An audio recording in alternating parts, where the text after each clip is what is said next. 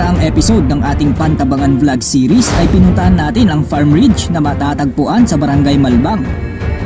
At ang Pantabangan Dam na isa sa mga pinakamalaki at pinakamalinis na dam sa bansa.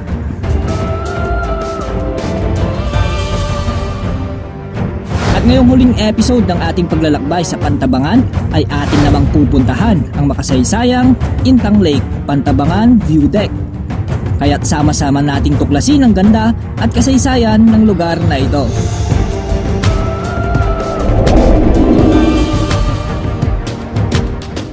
Mula sa Pantabangan Dam ay bumalik kaming muli ng mahigit kumulang 20 minuto pabalik sa bayan ng Pantabangan hanggang sa marating na namin ang Intang Lake View Deck of Pantabangan Reservoir. Pagkarating namin dito ay kita agad ang iconic na hanging bridge. Nagbayad muna kami ng entrance fee na 30 piso at pagkatapos ay nagpark na kami.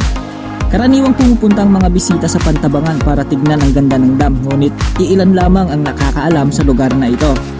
Binigyan kami ng 30 minutes para i-explore at ma-experience ang hanging bridge at ang view deck nito sa dulo. Sa ilalim naman nito ay isang museo.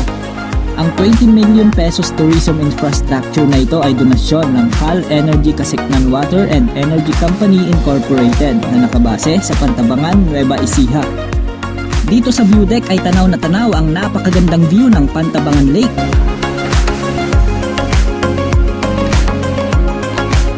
Sa ibaba naman ng view deck ay makikita ang mga hayop gaya ng kambing na malayang kumakain sa mga damuhan. Makikita rin ang water fun activities sa bandang kanan ng view deck na ito, lalong-lalo na sa lawa. Ang view deck na ito ay ginawa para mapalago ang tourism industry ng Pantabangan at ito ay kasalukuyang minamanage ng tourism unit ng Pantabangan LGU.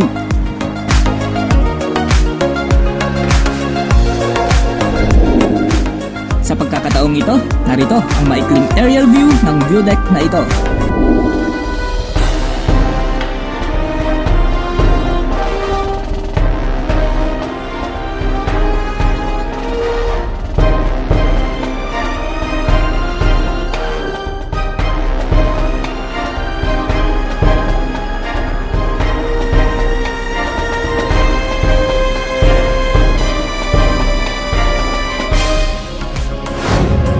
Kung titignan mo sa malayuan ay tila idinisenyo ito na parang fishing vessel.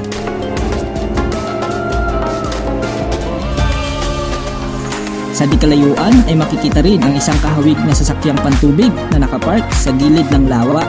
Ilang sandali pa ay natapos na ang ibinigay sa aming time limit kaya umalis na kami. Dumarami na rin ang mga turistang pumupunta rito. Bumaba kami at nilapitan namin ang Pantabangan Lake. Malinaw ang tubig dito at may mga mangilan-ngilan na naliligo sa lawa. Sa pagkakataong ito, bago natin tapusin ang ating paglalakbay ay atin munang alamin ang kwento ng Pantabangan Lake at ang malagim na kasaysayan nito. Kaming lahat dito isinilang, dito na rin naisang mamatay. Sa ilog, bukid at kabundukan, buong buhay aming inialay. Ang makasaysayang bayan ng Pantabangan sa Nueva Ecija ay inabandona noong 1970s nang lumubog ang bayan at ang mga kapaligiran nito sa tubig baha na mula sa bagong likhang dam. 10 taon siyang nakalubog, 10 taon na rin kaming nalulungkot. Napilitan ng mga residente na lumipat sa mas mataas na lugar, ngunit maraming piraso ng pamana ang nawala sa pagtaas ng tubig. Kabilang sa mga ito, ang isang 18th century church na ang kampanaryo ay nakatayo sa ibabaw ng tubig na parang nakaunat na braso ng isang nalulunod na relic. Dahil sa matinding tagtuyot na tumama sa Nueva Ecija noong 1983, muling lumitaw ang ilang bahagi ng bayan nang matuyo ang tubig. Noong July 27, 2020, muling nagpakita ang Old Pantabangan Town mula sa ilalim ng baha. Ang simbahan na dating lugar sambahan ay nagsisilbi na ngayong simbolo ng kakulangan ng kuryente ng bansa sa nakalipas na mga dekada at ang desperadong paghahanap ng solusyon na nagpabaha sa buong bayan. Ilan sa mga muling lumitaw ang mga bahagi ng lumubog na bayan ng Pantabangan ay ang mga labi ng siglong lumang simbahan nito, lumang sementeryo, lokal na high school, gusali ng municipal hall, town plaza, at ilang bahay na gawa sa mga bato. Ngayon ay dumating ang panahon, aping bayan namin ay lumitaw. Dala-dala'y pawang alaala ng mga pangakong di pinagbigyan. Noong July 2020 nga ay nagsagawa ang mga lokal ng banal na misa mula sa dating simbahang Katoliko sa mismong lokasyon nito. Ipinagdiwang din ng mga lokal ang mga sakripisyo ng lumang Pantabangan at ng mga residente nito na nakatira at namumuhay noong dekada 70 para sa pagtatayo ng sikat na ngayon ay Pantabangan Dam. 10 taon siyang nakalubog, 10 taon na rin kaming nalulungkot dahil sa kaapihang sami dulot. Paglubog niya'y di namin malilimot. At dahil nga sa muling paglitaw ng Old Pantabangan Town noong July 2020 ay may paalala ang mga taga roon na huwag na sanang manguha ng mga bricks at mga bato ang mga turistang bumibisita rito. Huwag nang gawing souvenir dahil kung lahat ng mga bibisita sa lumang bayan ay kukuha ng mga ito, baka wala nang masilayan ng mga susunod na henerasyon.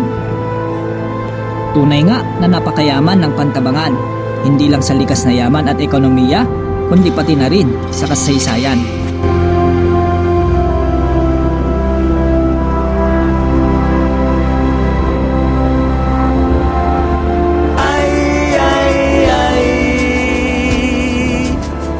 Pantabangan.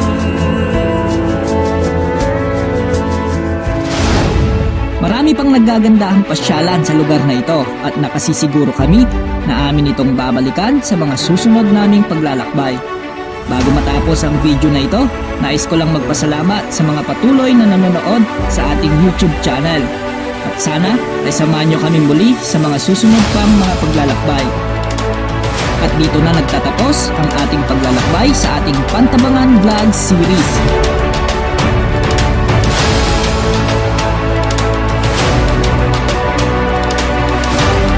Ito po ang inyong Sir Pogi ng Ellie na nagsasabing Earn, Travel, and Chill. Hanggang sa muli, paalam!